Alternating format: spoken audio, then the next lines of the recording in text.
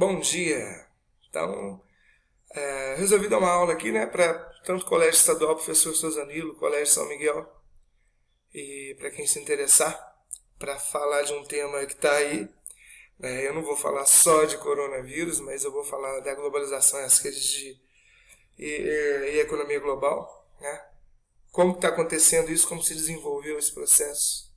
Hoje nós somos um mundo integrado, né, a partir da globalização, desde o século XV, XVI, quando o mundo passou a conhecer o mundo. Então vamos lá. Então a gente tem um espaço geográfico, né, que é um espaço formado por um conjunto indissociável, solidário e também contraditório. Nesse sistema são considerados os quadros isolados, mas um quadro único no qual a história se dá, né? A história ela vai se fazendo através da conjunção social dessas diversas individualidades, dessas minorias que formam uma maioria. Então a gente tem gente convivendo no mundo todo, você tem chinês no Brasil, você tem brasileiro na China, você tem americano no Brasil, brasileiro nos Estados Unidos, apesar de muitos serem deportados para cá depois. A gente tem Brasil no Paraguai, e Paraguai no Brasil. E isso se dá uma relação, hoje o ser é mundial. Não só o ser, como o aspecto da informação que vai circulando. E as doenças também circulam, como é o caso do coronavírus, de forma mundial. Então vivemos um mundo confuso, confusamente percebido. Haveria nisso um paradoxo, pedindo uma explicação, já diria Milton Santos, né? Seu livro Por uma Outra Globalização. 3 mundos num só.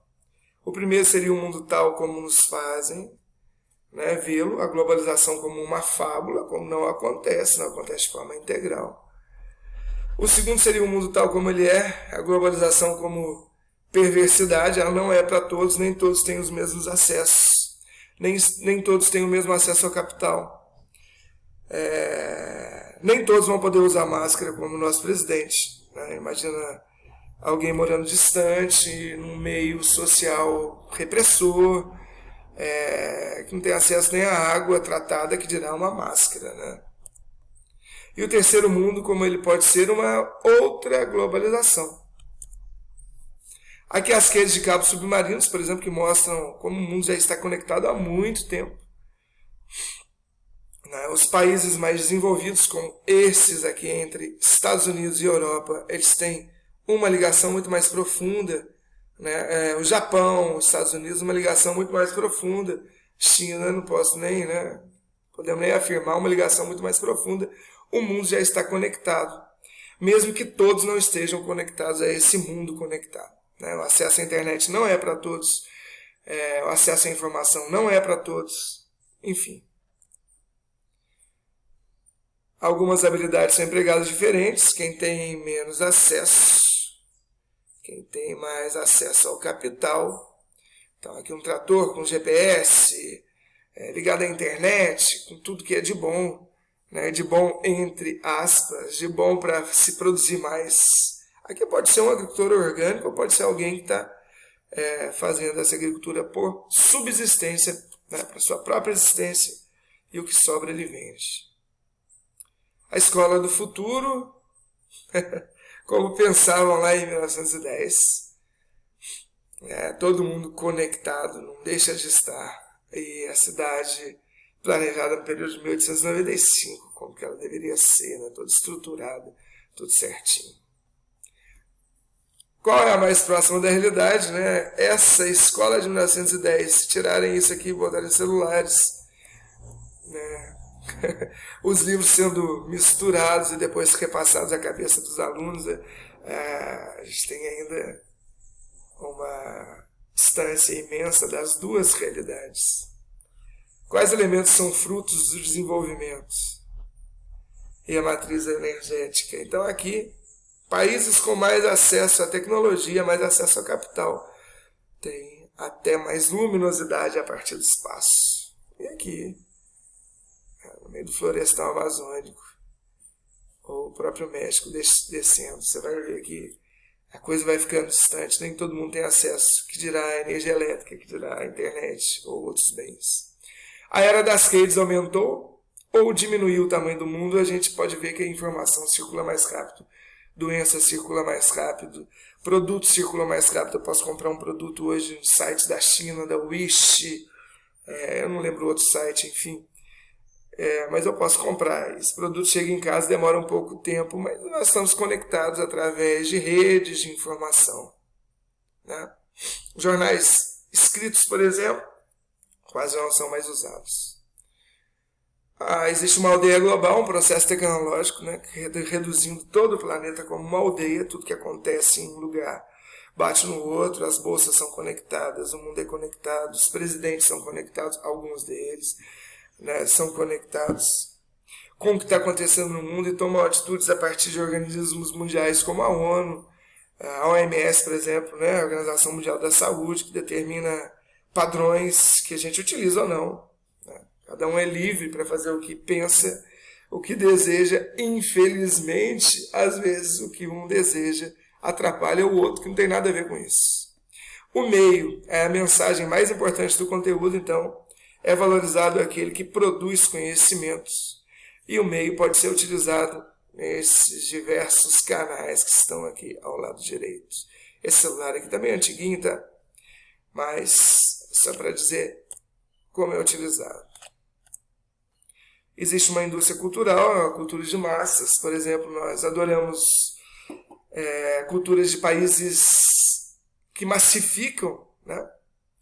Como, por exemplo, os Estados Unidos, né? A gente consegue ainda... A gente nasce vendo desenho americano, cresce vendo os filmes americanos. Aí tem muita gente que deve estar aí do outro lado falando assim, os filmes brasileiros são ruins. Não, talvez você não conheça. Eles são produzidos em pequena escala e não são ruins. A maioria até é muito boa, se você pegar proporcionalmente, é de muita qualidade. Mas a gente valoriza aquilo que vem de fora de uma cultura dominante. No caso, Estados Unidos e Europa, e às vezes não enxergam os nossos vizinhos latino-americanos. O que é tráfico de seres humanos? Isso acontece, infelizmente. Como o mundo é conectado, a gente não conseguiu acabar com a escravidão só não é visível hoje. Tem a atitude do aliciador de enganar ou coagir a vítima, apropriando sua liberdade por dívida ou outro meio. Isso acontece no Brasil e no mundo. As redes internacionais de prostituição, muitas vezes ligadas aos roteiros de turismo sexual, como acontece aqui no mundo.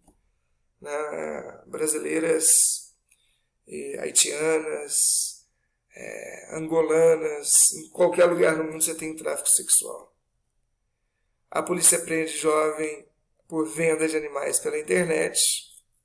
Suspeita que o jovem vende animais nas redes de biopirataria. Existe uma biopirataria hoje, né? Hoje você tem animais e vegetais sendo traficados por todo mundo, né? Ou alguém que é muito exótico e quer criar, ou pessoas que consomem pelo belo prazer de comê-los, né? Ou ainda pessoas que consomem exatamente para detectar algum efeito. As pessoas que têm mais acesso à tecnologia, empresas têm acesso à tecnologia, encomendam e descobrem remédios, depois vendem a esses mesmos países pobres, sem direito de patente. Os verdadeiros chefes do narcotráfico do Rio são ligados à rede do crime.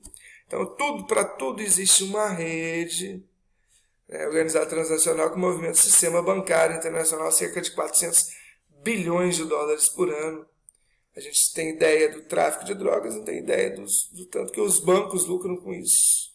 Existe uma rede hoje integrada para esse dinheiro. Existe uma descentralização. Após a morte de Osama Bin Laden, hoje possui franquias como Al-Qaeda, no Maghreb Islâmico, grupos atuantes no Paquistão, Argélia. Então, você pulverizou e, por isso, você tem descontrole total hoje sobre redes terroristas. A ausência de uma hierarquia única, você não tem um líder, morreu o líder, isso se pulverizou. A ausência de comunicação com o núcleo para realizar atentados. Hoje você não sabe quem vai realizar atentados. Aqui alguns países onde tem essas células. Desmantelada a rede de tráfico de drogas na Colômbia, né? A cabeça da rede, né, do crime organizado está na Colômbia, poderia estar ligada à Farc. A rede podemos definir como sistema de fluxo a partir de duas dimensões. Milton Santos define assim. Duas ou mais dimensões, eu diria. Né? Mas tem que ter pelo menos a interligação entre duas. E o que a gente tem hoje é uma rede integrada de vírus espalhadas pelo mundo inteiro. Refere sua forma, sua materialidade, toda a infraestrutura, o meio técnico, trata seu conteúdo de essência. Assim, a rede é também social, financeira e utiliza o meio tecnológico para se multiplicar. Em relação à atual globalização do capitalismo, podemos dizer que a cultura é um elemento diferenciador entre os povos, mas sofre influência. Tá? A gente conhece todos esses componentes, essas marcas que estão espalhadas na rede global. Tempo cronológico, distância redimensionada com o meio técnico, científico e informacional. Existe uma censura política da internet. Por que há censura? E por que muita gente quer controlar a informação? Muita gente culpa a mídia por tudo.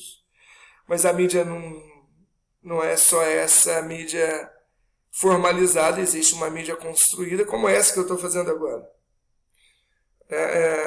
Nos países monitorados, inclusive o substancial, existe aqui um controle do acesso à informação e até a produção dela.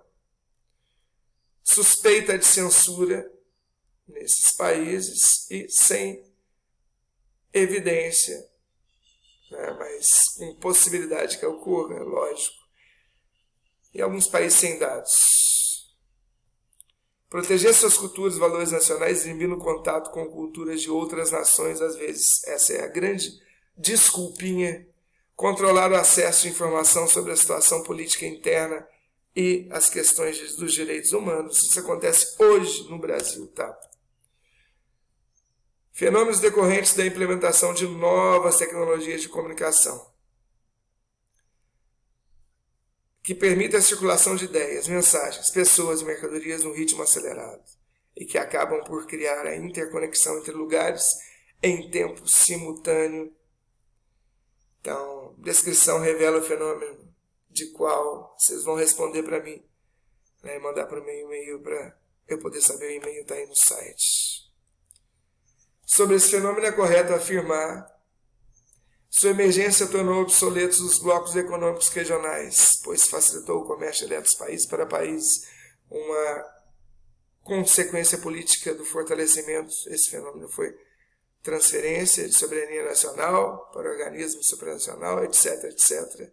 E aí a gente tem resposta: o desenvolvimento tecnológico associado às condições políticas mundiais das últimas décadas do século XX intensificou o processo de globalização. E essa mesma tecnologia proporcionou a fuga ou a transmissão de vírus de forma mundial. Como surgiu o capitalismo? Surgiu baseado nesses itens. Capitalismo em 3 fases. Existe a fase comercial, que é quando ele começou, no período das grandes navegações, capitalismo industrial com a Revolução da Inglaterra, e a terceira fase, capitalismo financeiro, com a junção dos bancos e de entidades transnacionais.